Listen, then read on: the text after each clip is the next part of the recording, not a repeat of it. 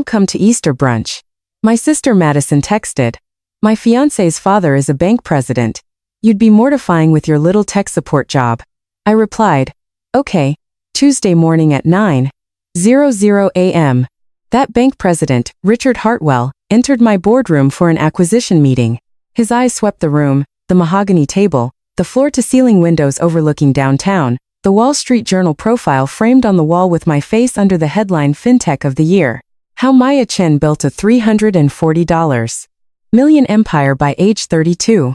He started screaming because his son Derek was standing beside him about to pitch their bank services to my company, and they'd spent the entire weekend telling Madison how they'd elevate her family's status away from her. Failure sister. But let me back up because this story doesn't start in a boardroom. It starts 28 years ago when my parents decided which daughter would be the investment and which would be the disappointment. If you've ever been the family scapegoat while a golden child got everything, keep listening. This gets satisfying. My sister Madison was born beautiful. I was born curious. In my family, only one of those things mattered. Mom enrolled Madison in pageants at age 4, piano at 5, etiquette classes at 6. Every dollar, every weekend, every conversation revolved around Madison's potential. She had the looks, the charm, the social intelligence to marry well, which was, according to my mother, a woman's most important career. I had thick glasses, math competitions, and a coding hobby that Dad called playing on the computer. When I was 12, I asked for a laptop for my birthday. Dad laughed. Madison needs braces. We're not wasting money on your computer games. Madison got the braces. She also got the Sweet 16 party, $8,000, the new car at 17 BMW, the college apartment off campus $2,400 per month, and the post-graduation finding yourself year in Europe $45,000. I got a used desktop from a garage sale that I bought with money from tutoring. I taught myself to code using free YouTube tutorials and library books. I got a full scholarship to state school, worked 3 jobs, and graduated with a double major in computer science and business. The week I graduated, Madison announced her engagement to Trevor Whitmore, from the Connecticut Whitmores. Darling, at a family dinner.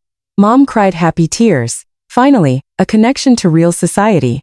Dad raised his glass. To Madison, who always knew her worth. My achievement that week. Landing a junior developer position at a struggling fintech startup called Paybridge. Salary, $52,000. Tech support, Mom translated, dismissively. Well, someone has to answer phones. I didn't correct her. I was too busy learning everything about financial technology, blockchain security, and digital payment infrastructure. 3 years later, Paybridge's founder, a brilliant but chaotic visionary named James Park, promoted me to lead developer. 6 months after that, he made me CTO. The company grew from 15 employees to 83. Our valuation hit $18 million. Then James got cancer. Stage 4 pancreatic. He had 6 months, maybe less. He called me into his hospital room. I want you to have the company. Maya. Buy me out. Whatever you can afford. Use it to take care of my wife and kids after I'm gone. I had $127,000 in savings. I took out loans for another $300,000. James sold me 60% of Paybridge for $427,000, about 1/20th of what it was worth. He died 3 weeks later. I was 27 years old. Suddenly, the majority owner and CEO of a fintech company with 8-figure revenue potential. I didn't tell my family.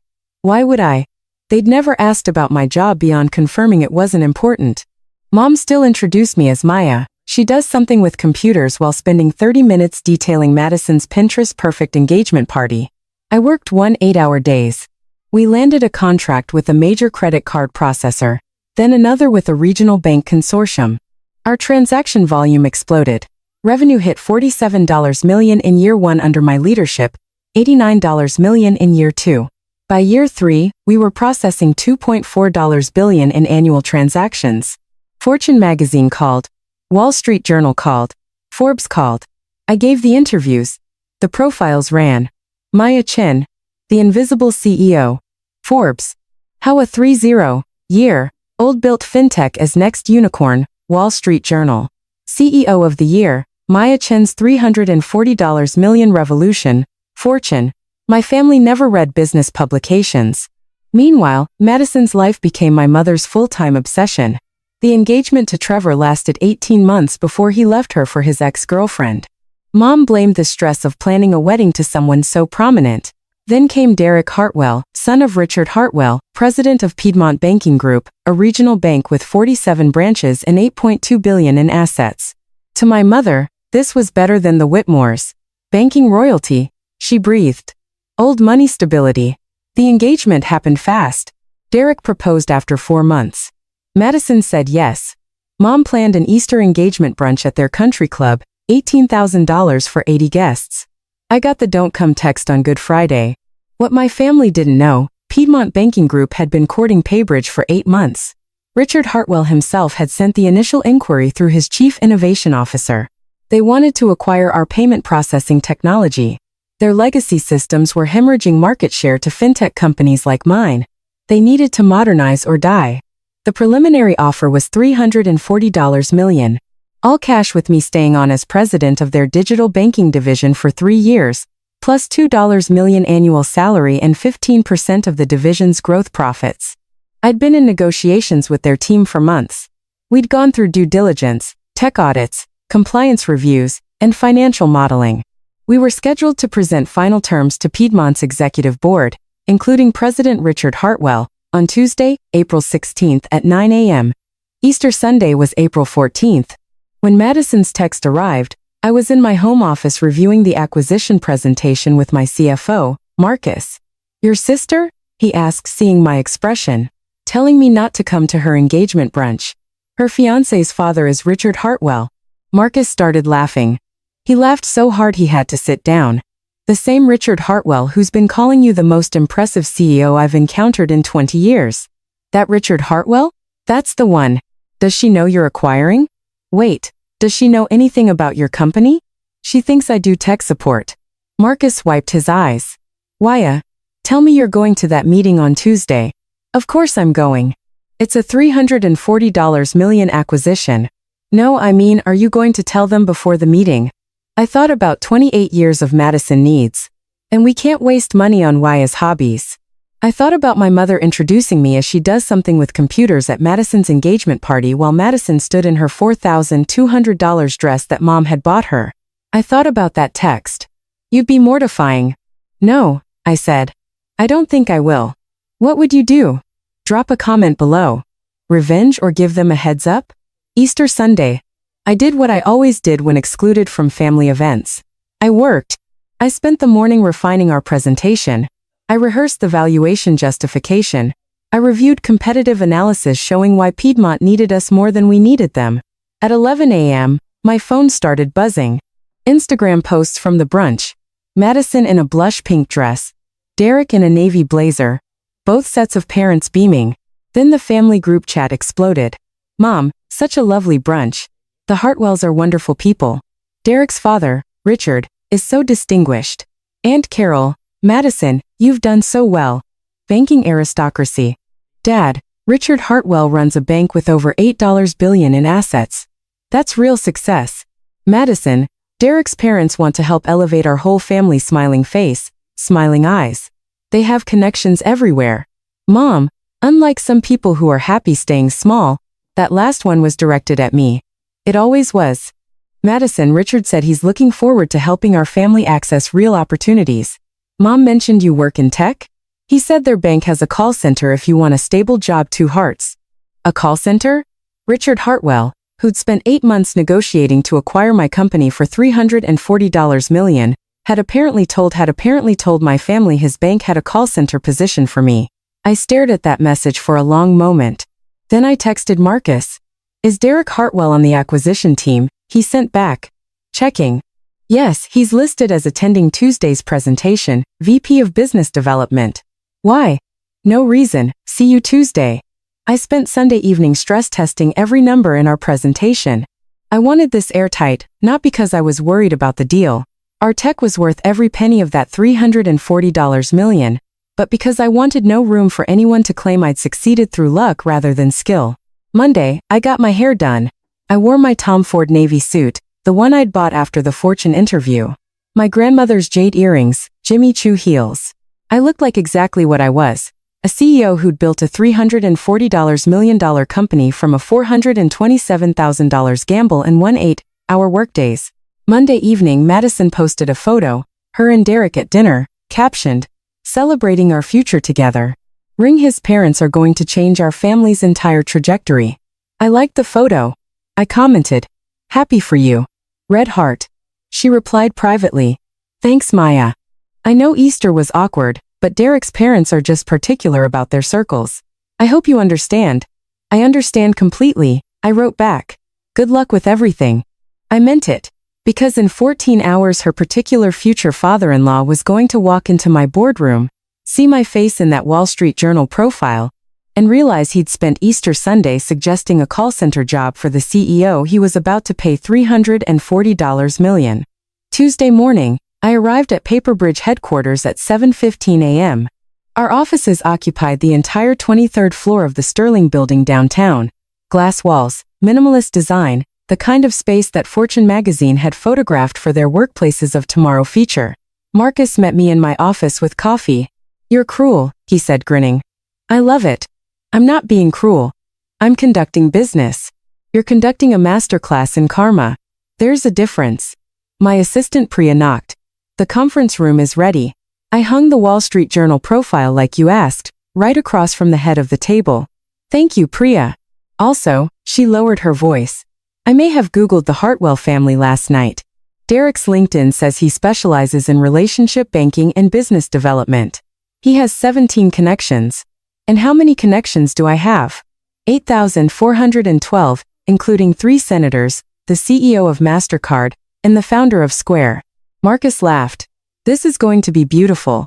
At 8:45 a.m., I walked to the conference room. The Wall Street Journal profile hung exactly where I'd requested. A 4-feet framed print showing me in front of our server room, headline in bold, "Fintech CEO of the Year. How Maya Chen built a $340 million empire by age 32. Below it, the article excerpt. "I taught myself to code because no one thought I was worth investing in," Chen says. "Best motivation I ever had." Our team assembled. Marcus as CFO, Jennifer our CTO, David our Chief Compliance Officer, and Priya coordinating. Everyone knew about the family connection. Everyone was trying not to smile. "Professional," I reminded them. "This is a business transaction. Whatever happens personally is secondary." "Of course," Marcus said, absolutely failing to look professional. At 8:52 a.m., building security called. "Miss Chen, the Piedmont Banking Group delegation is here. Send them up." I stood at the window looking out over the city. 23 floors below, morning traffic crawled through downtown. From here, you could see the Piedmont Banking Group headquarters, a traditional stone building, old money architecture, everything my family thought represented real success. In 8 minutes, the president of that building was going to realize that the daughter he'd suggested for a call center position was the CEO he'd been negotiating with for 8 months. "They're in the elevator," Priya called. I turned from the window, smoothed my suit jacket, checked my reflection in the glass. Composed, professional, powerful. The elevator timed. Richard Hartwell entered first. 62, silver hair, Brooks Brothers suit. The assured stride of someone who'd never been told no. Behind him, 3 executives I'd been negotiating with via video calls. Susan Park, Chief Innovation Officer. Thomas Brennan, General Counsel. And Michael Torres, CFO. And Derek, 29, sandy hair, navy suit that cost less than my shoes. He carried a leather portfolio embossed with Piedmont's logo. They all stopped in the doorway, not because of me. I was standing to the side. They stopped because of the Wall Street Journal profile hanging on the wall. 4 feet wide. My face. That headline. Richard's eyes went to the profile, then swept the room. The glass walls, the view, the technology displays showing our real-time transaction processing. Then to me. "Miss Chen," he said slowly. "Why Chen? Mr. Hartwell. Welcome to Paybridge." I extended my hand. "I believe we have an acquisition to finalize." His face went through several emotions. Confusion, recognition, disbelief, and then something close to horror. Derek made a choking sound. "Waya? Madison's sister, Maya." "Hello, Derek. Congratulations on your engagement." Your Richard looked at the Wall Street Journal profile. Then back to me. You're May Achen. The May Achen. Paybridge's founder and CEO. That's correct. Please sit. I gestured to the conference table. No one moved. There must be some mistake. Derek stammered. You work in tech support. Mom said. Madison said you answer phones for some startup. I did answer phones, I said calmly. In 2017, when we had 15 employees and I was doing every job that needed doing. Now we have 247 employees and I focus primarily on strategy and acquisitions. I looked at Richard. Like this one. Susan Park. Their CIO who I'd actually enjoyed working with had started to smile. Mr. Hartwell, we've been negotiating with Miss Chen for 8 months. She's been the primary contact for all technical and strategic discussions. But Easter, Richard said, his voice faint. We had Easter brunch. Derek said his fiancée had a sister who worked in tech. We thought he trailed off, understanding dawning. Oh my God. You suggested I might be interested in a call center position. I said pleasantly. Through my sister. It was thoughtful. Derek had gone pale. I told Madison my parents could help your whole family access real opportunities. I said my father runs a bank with over $8 billion in assets. $8.2 billion. I corrected. As of Q4 last year. Though your operational costs are running high, about 73% of revenue, which is why you're losing market share to digital-first competitors. It's in the analysis we prepared. I nodded to Marcus, who slid bound presentations across the table. This can't be happening, Derek whispered. But it was happening. And I was just getting started. Gentlemen, Miss Park, please sit. We have a lot to cover. I took my seat at the head of the table. My chair slightly higher, positioned in front of that Wall Street Journal profile. They sat slowly. Richard looked like he was attending his own funeral. Derek kept staring at me like I'd sprouted a second head. Let's begin with the valuation, I said. Marcus advanced the presentation on the screen. $340 million all cash. This is based on Paybridge's current transaction volume of $2.4 billion annually, our growth rate of 340% over 3 years, and our proprietary security architecture that your compliance team valued at $120 million alone. 47 companies tried to recruit or acquire us last year, Jennifer added. We're only at this table because Ms. Chin specifically wanted to work with a regional bank that could benefit most from modernization. That's very generous, Thomas Brennan said carefully. He was the only one who seemed to have recovered his composure. It's strategic, I corrected. Your bank has strong regional presence but antiquated infrastructure. We have cutting-edge technology but want deeper integration with traditional banking systems. It's complementary. Miss Chin. Richard finally spoke. His voice was steady but his hands trembled slightly. I owe you an apology. Several apologies. Easter Sunday, I suggested. I implied that I might be suitable for a call center position. Yes. I didn't know. You didn't ask. I kept my voice level professional. In 8 months of negotiations, you never asked your son who his fiancée's sister was. You never asked Madison what I actually did. You made assumptions based on limited information. I paused. It's a common mistake in business. Making decisions without complete data.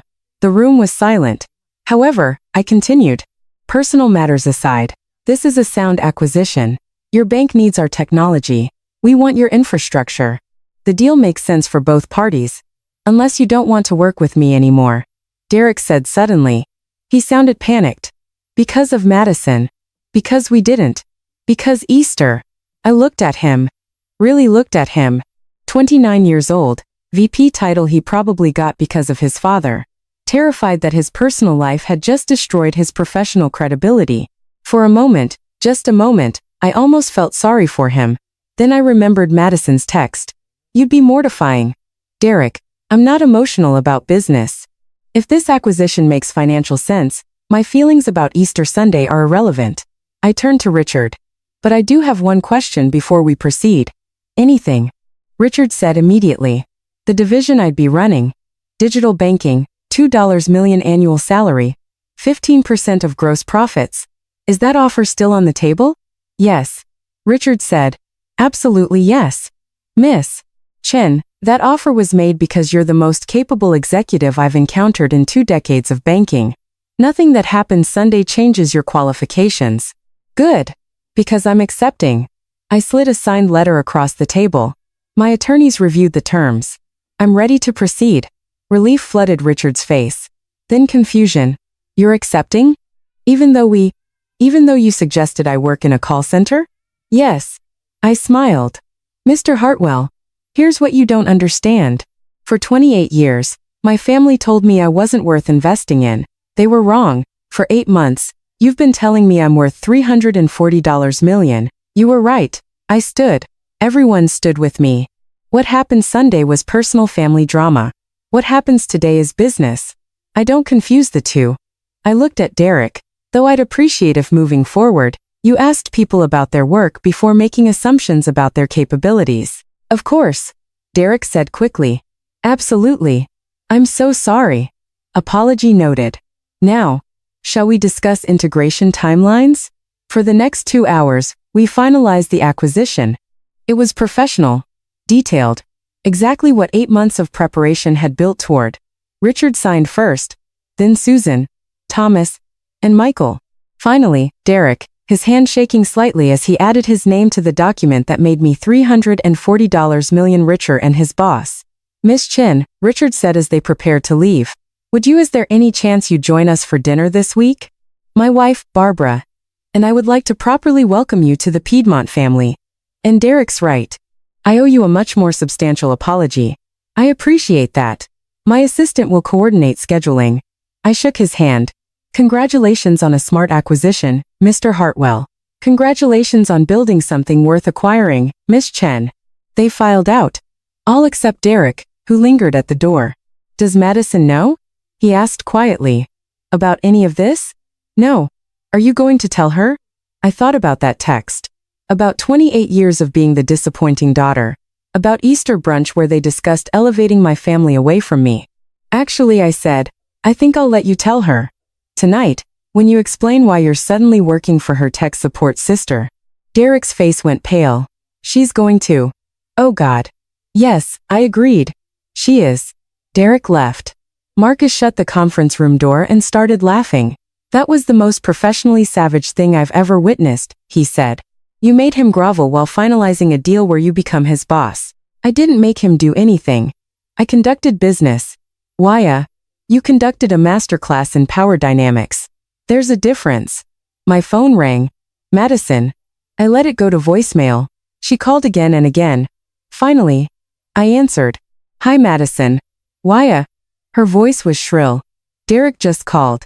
He said he told me he claims you're buying his father's bank. I'm not buying the bank. The bank is acquiring my company for $340 million. Silence. Then, that's impossible. You do tech support. I'm the CEO and founder of Paybridge Technologies. We process $2.4 billion in annual transactions. Forbes named me one of their 30 under 30. Fortune did a cover story. Wall Street Journal profiled me last month. I kept my voice calm. You never asked, so I never told you. But Mom said you answer phones. I did 7 years ago when we had 15 employees. Now, we have 247. And as of this morning, your fiancé works in my division. Your division? I'm staying on as president of digital banking. Derek reports to someone who reports to me. Technically, I'm several levels above him in the org chart. More silence. Then weakly. Why didn't you come to Easter? You texted me not to come. You said I'd be mortifying because my little tech support job wouldn't fit with Derek's family. I let that sink in. So, I stayed home and prepared for the acquisition meeting instead. Oh my God. Her voice broke. Mom's going to when she finds out that that Easter Madison. I need to go. Congratulations again on your engagement. I hung up. Within an hour, my phone exploded. Mom. Maya. Call me immediately. Madison is hysterical. Dad, is it true you own a company worth $340 million? Aunt Carol, why didn't you tell us you were so successful? Mom, you let us exclude you from Easter when you could have just told you that last one stopped me cold. Let them exclude me. As if the exclusion was somehow my fault for not preventing it by revealing my success. Have you dealt with family who only valued you after they discovered your success? Share your story in the comments. You're not alone. I turned my phone to Do Not Disturb. I had a press release to approve. Piedmont Banking Group acquires Paybridge Technologies for $340 million.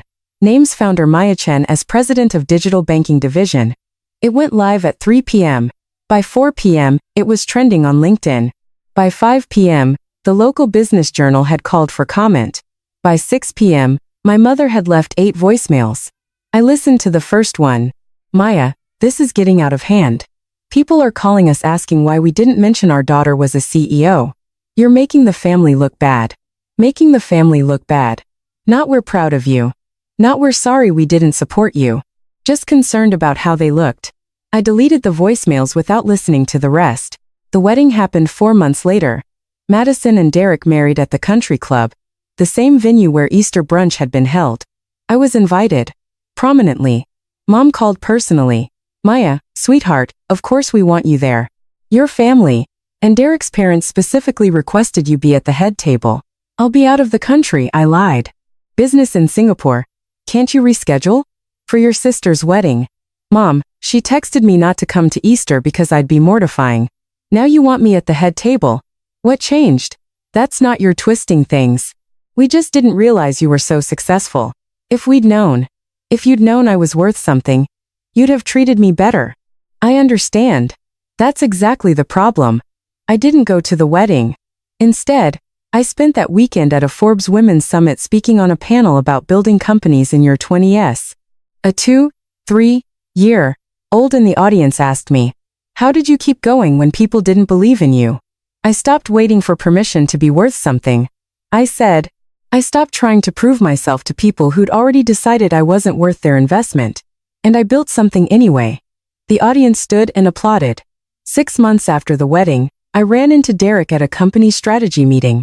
He'd been working hard, actually learning digital banking, taking initiative, proving he was more than his father's son. Maya, Miss Chen, he corrected himself. We kept things strictly professional. I wanted to thank you for still doing the deal even after everything. Derek, business is business. No, I mean, you could have humiliated me. Humiliated all of us. You didn't. You were professional even when we weren't. I considered this. Derek, I spent 28 years being dismissed by people who should have believed in me. I built a company worth $340 million to prove I had value. But somewhere in that process, I realized something. I didn't need to prove anything. Not to my family, not to you, not to anyone. I already knew my worth. Madison asks about you sometimes. He said quietly. I think she regrets how things went. Does she regret treating me badly? Or does she regret treating me badly after discovering I was successful? There's a difference. He didn't have an answer. A year after the acquisition, Paperge's technology had increased Piedmont's transaction volume by 340%. Richard Hartwell sent me a bonus, $4.8 million. The note attached said, Maya, thank you for being gracious enough to work with us despite our failure to recognize your worth immediately. You were right. I made decisions without complete data. I won't make that mistake again. Richard. I framed it. Not because of the money, though $4.8 million was nice, but because it was the apology my own family never gave. Mom still calls occasionally. She's proud now, she says. She tells her friends about her daughter, the CEO. She wants to have lunch to reconnect. I'm cordial. I'm polite. But I remember that text. You'd be mortifying. I remember 28 years of Madison getting every investment, every opportunity, every bit of faith, while I was the one not worth the cost of a laptop. And I remember learning the most valuable lesson of my life. The people who should love you unconditionally, but don't, they're not your family. They're just relatives. My real family was James Park, who sold me a company for a fraction of its value because he believed in me. Marcus, who stood beside me through every sleepless night. Jennifer. Priya. David. People who saw my capability before they knew my net worth. Those are the people who get my time now. Those are the people who earned it. This story resonated with you. Share it with someone who needs to hear it. Sometimes the family that raises us isn't the family that values us, and that's okay. Build your own table. Fill it with people who saw your worth all along. And let everyone else see that Wall Street Journal profile and wonder what they missed.